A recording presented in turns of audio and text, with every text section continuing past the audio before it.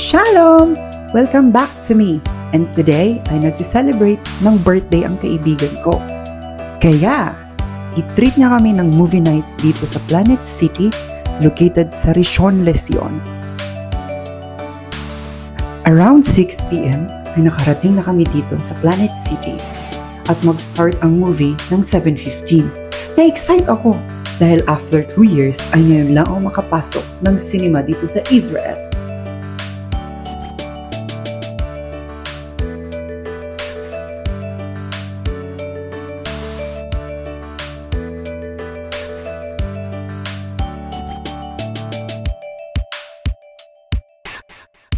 Madami din mga Hollywood film na showing, pero napili namin na panuorin ang Captain America.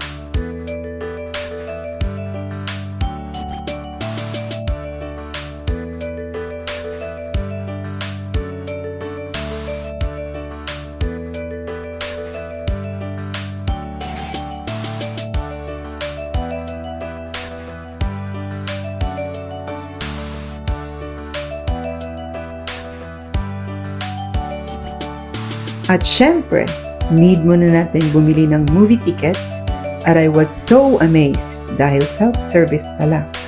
Iwas hassle sa pagpila. 44 shekels or around 660 pesos ang ticket price. While waiting, ay nag-quick snack muna kami dito sa McDonald's. And this is it, guys! Papasok na kami.